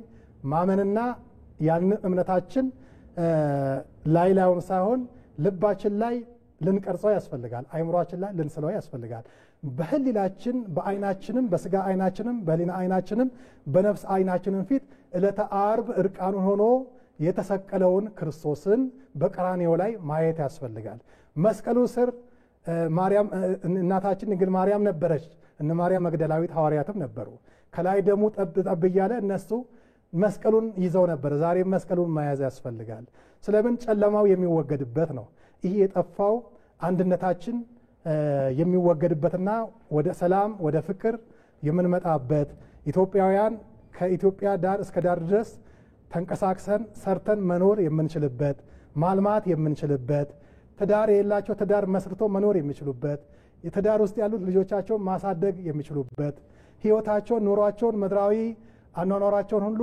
በተሻለ መንገድ ሰርተው አግኝተው መኖር የሚችሉበትን ነገር እግዚአብሔር እንዲሰጠን አሁን የተለያየ መጥፎ አመለካከት መገዳደል ደም መፋሰስ አንዱን ማሳደድ ማፈናቀል ማፈን ህገወጥ መሆን ራሱ ወንድሙ ላይ እናቱ ላይ አባቱ ላይ እህቱ ላይ ክፉ ነገር ማድረግ እነዚህ ነገሮች ሁሉ እግዚአብሔርን ከመተው እግዚአብሔርን ካለመፍራት ከሃይማኖት ከመውጣት ሃይማኖቱን በአግባቡ አለመረዳት በዚህ ውስጥ የመጡና የተከሰቱ ስለሆነ እንደቀደሙ አባቶቻችን ወደ ኋላ መለስ ብለን የጠፋብንን የእናቶቻችንን ፍቅር የአባቶቻችንን ፍቅር ሰላም አብሮነት መከባበር አብሮ መብላት መጠጣት መደጋገፍ መተዛዘን እነዚህ ነገሮች ከመስቀሉ የምናገኘው ስለሆነ የመስቀሉ ትርጉሙ ያ ስለሆነ ስለዚህ መስቀሉ ይህንን ነው የሚያሳየን ደመራውም ሲበራ ብርሃኑ የጨለማውን ሊገፍል ስለሆነ ስለዚህ የተበከለውን አየር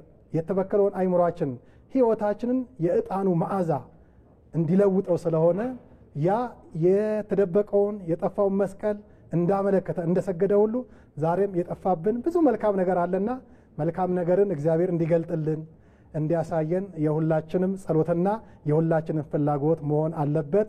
እንግዲህ በዓሉ በሁሉም ቦታ ላይ በሰላም በፍቅር በአንድነት በመከባበር በመቻቻል በጥሩ እንደሚከበር ተስፋ እናደርጋለን።